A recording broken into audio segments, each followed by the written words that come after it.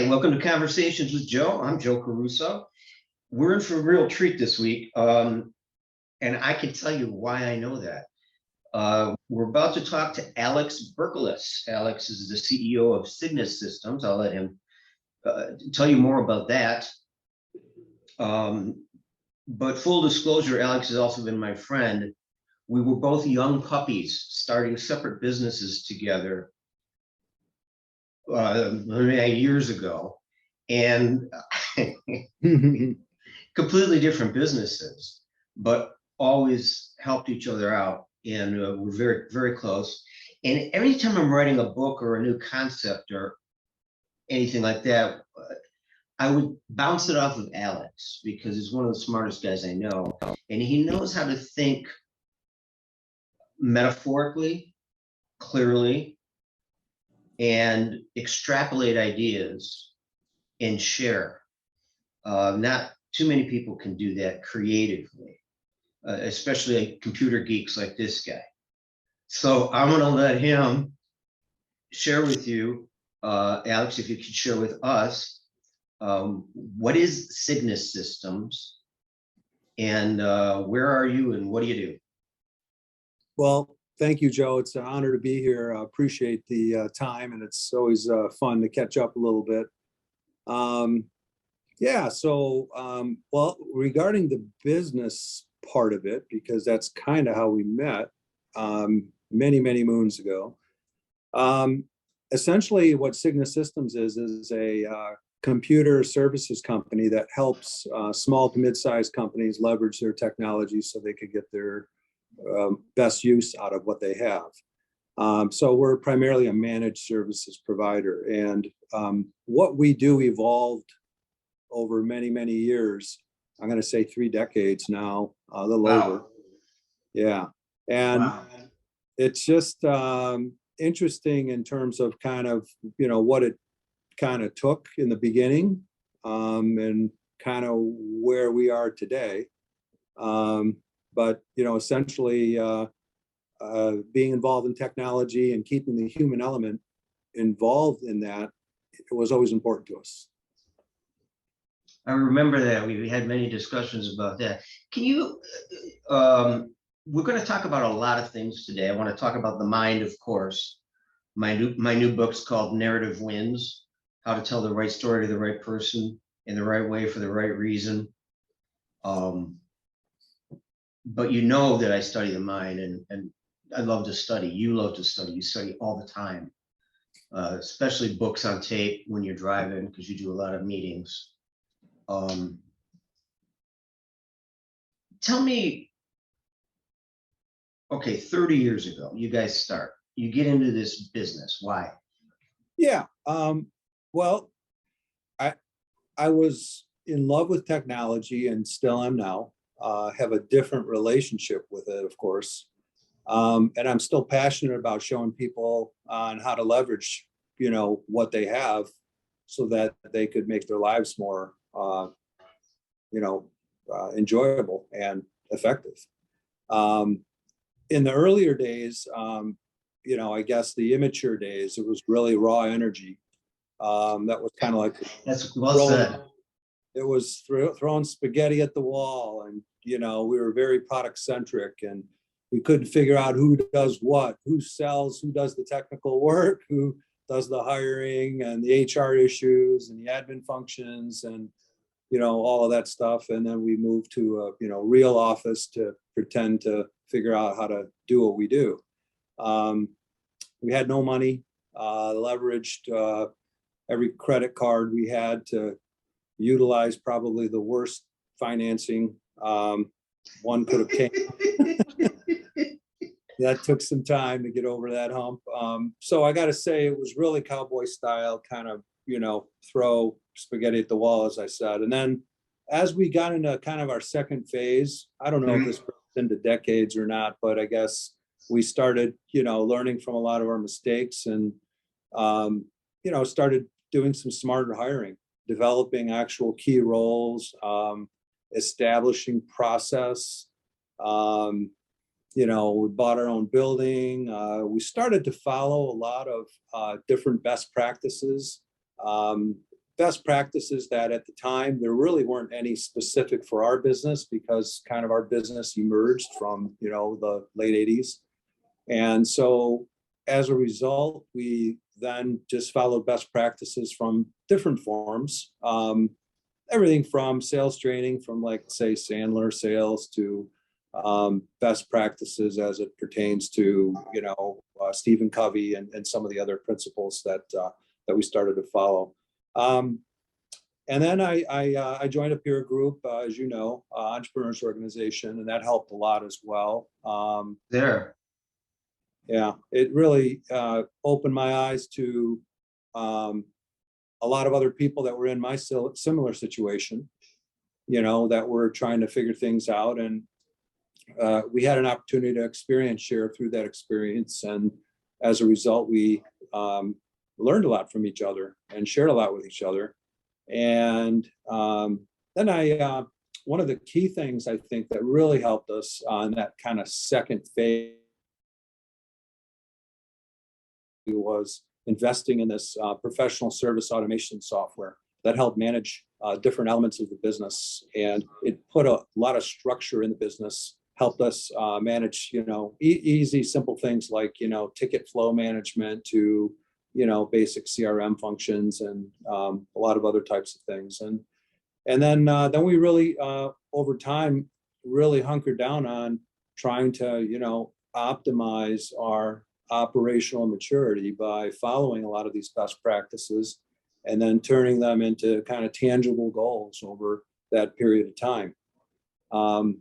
And, met a lot of great people throughout that process, and, continued to, make mistakes and learn from those mistakes, but tried to maintain that sense of, constant never-ending improvement mentality to give us, what we needed to kind of get to that next level. And then we got to, in this, I guess, overly used term, ceiling of complexity. We got to that next level where we were starting to refine those processes. Mm-hmm. Learning now from more industry-specific best practice, methods and gurus and such, and join different peer groups who, ones that were specific for our industry, as our industry then matured. And a lot of, different thought leaders that, contributed to, I think our efforts as well. You being certainly one of them, of course. Jim Collins, Patrick Lencioni, Simon Sinek, Jack Daly, I can go on, And so I just had this appetite of wanting to learn more about kind of how different people did what they did to get to, where they wanted to get to, not just on a business level, but on a, personal development level. And so that's always kind of been really the main aspect of what kept me really eager and interested in business in the first place. The technology was fun. The people part of it was great. And that's really one of the elements that we wanted to make sure that we never put on the sidelines, knowing that we were in the people business. But basically, the whole idea around, the why is really, it gave me, in a sense, a way to not only learn and develop, but also help other people learn and develop, and ultimately became kind of like one big badass sandbox of how to learn about life in an accelerated fashion. Excellent. Excellent. You are a lifelong learner. And I know this every time we talk. The last time, I'm going to share this, the last time you came over for dinner with your beautiful wife, Michelle, we ended up sitting in the office. I had the head trainer from Amazon here visiting. Yeah. And we ended up doing a reading on the Greek mind after dinner and dessert. I mean, everyone does this, right? Yeah. I got to tell you, though, that's right up my alley. I know it's a little bit, I don't know, geeky in some sense. But, for me, that's been, a main part of, my interests. I guess, for me, curiosity trumps a lot of things. And so, living and examine life is really one that I try to apply, not only in business, but also, in everyday life. And certainly, through a lot of the ups and downs, most often the lessons are from the downs. But Can I interject there? Sure, yeah. I'd like everyone to hear this. When I was young, I tried to pride myself to my lessons. As I got older, I realized it doesn't work. You humble yourself to your lessons. Mm-hmm. And that's a big distinction. So we're curious, we're full of drive, we've got more energy than we need. We waste more of it than we need to. And then we start to learn about business as we learn about ourselves. Now, I share with all my clients that the mind is everything. So how you define a problem determines all the solutions your mind can't possibly consider.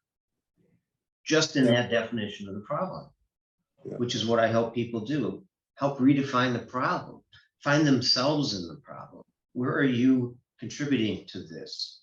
And maybe we're fighting the wrong battle.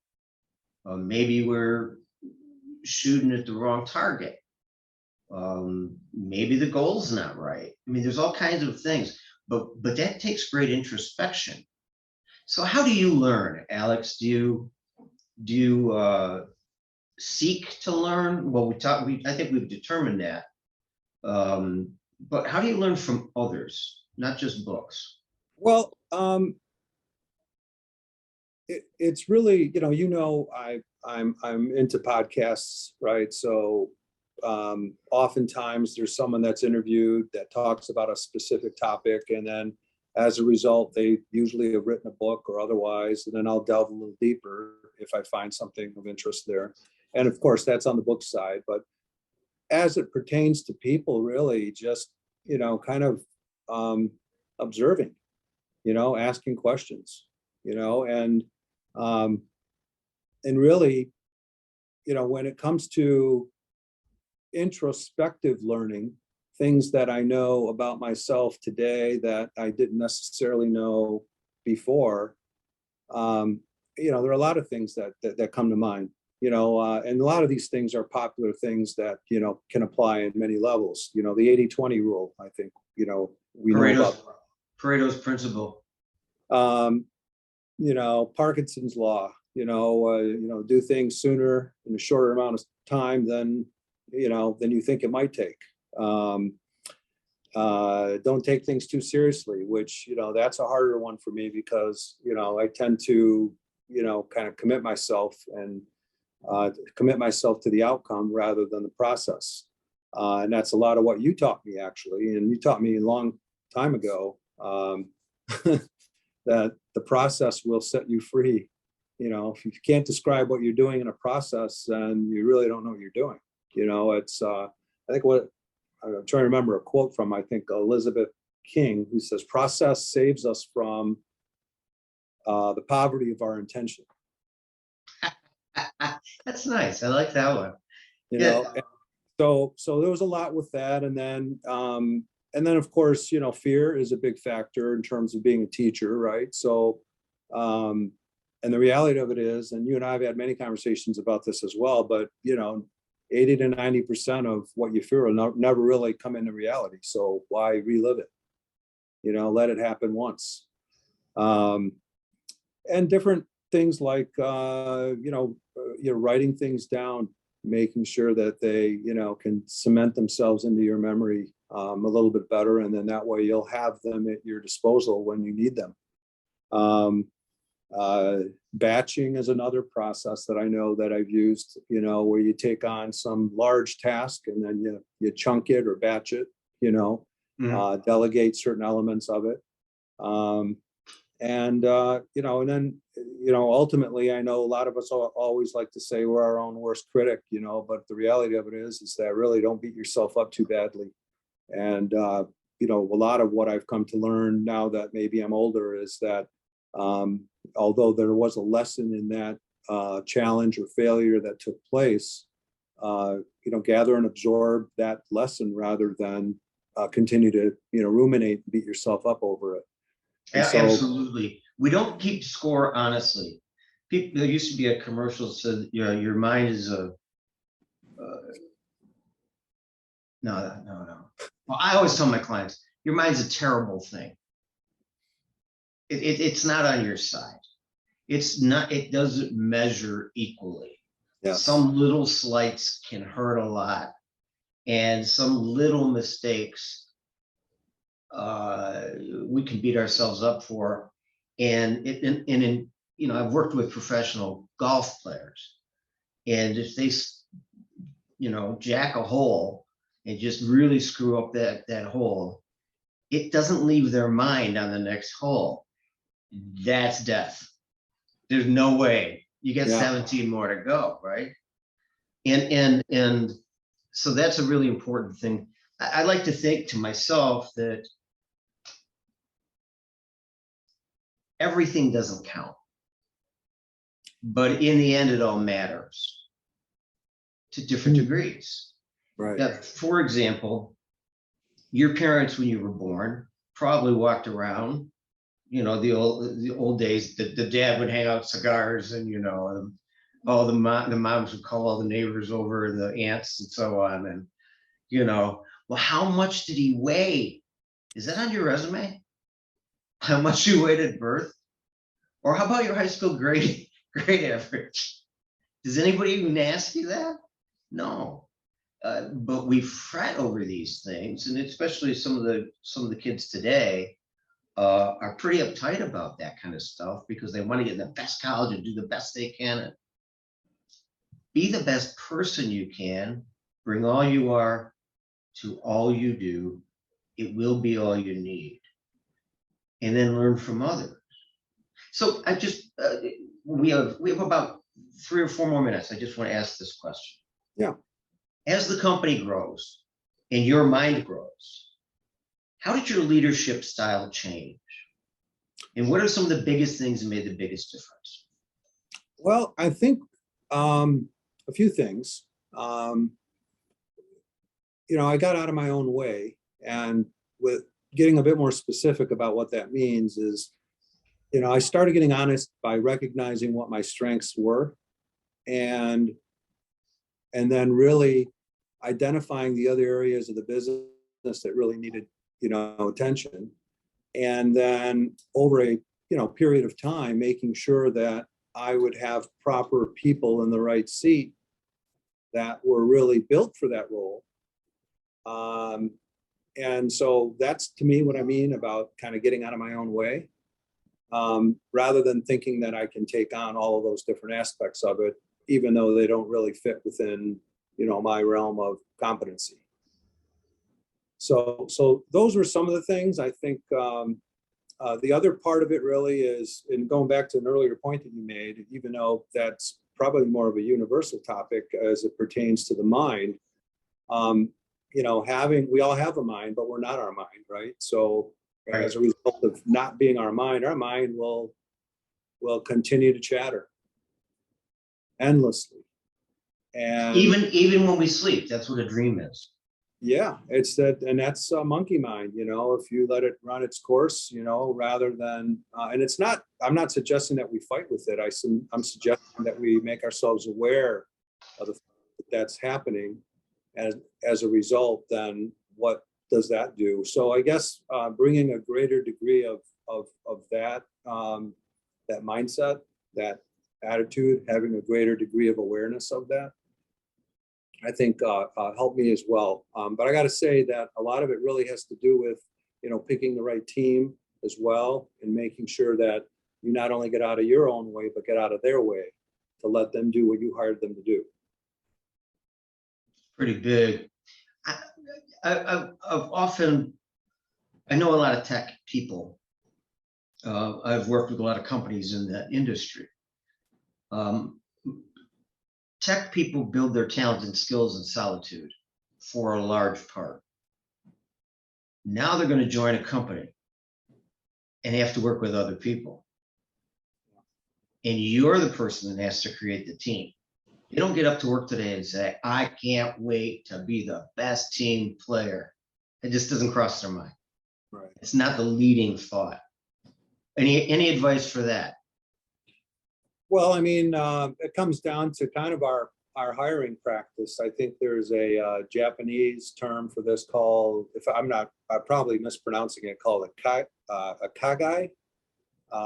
And essentially, it's this Venn diagram of, you know, what you're passionate about, Yeah.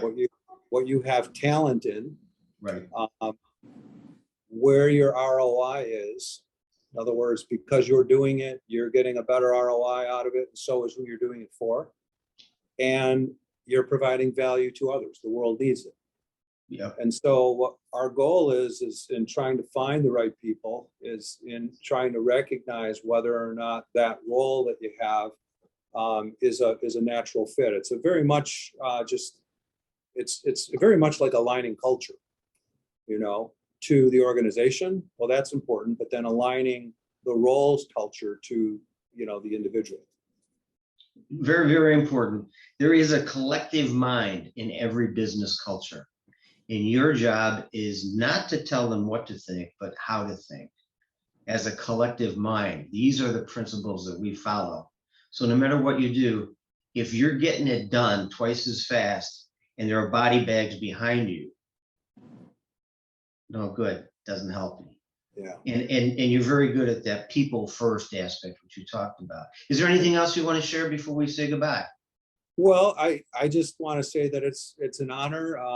You know, you've been a dear friend and continue to be, and just an incredible source of inspiration for all of what you've, you know, helped me accomplish. And I'd be remiss if I didn't, you know, thank you once again for all the efforts and contributions that you've given me in terms of not only helping me with my business, but also, you know, helping me grow as an individual. That's lovely, and you're always very kind, and you're truly a solid gentleman through the years. So I really appreciate you being on. Thanks for being a guest. I know you're a busy guy, and I want that 37 cents you owe me. Outside of that, sorry, I can't help it. I really appreciate you being here. What's your website? It's cygnussystems.com, CYGNUS systems.com. Got it. Well, I hope everybody enjoyed this as much as I did, and we'll talk to you soon. Thanks, Joe. All right, take care. All right, bye-bye. Bye-bye.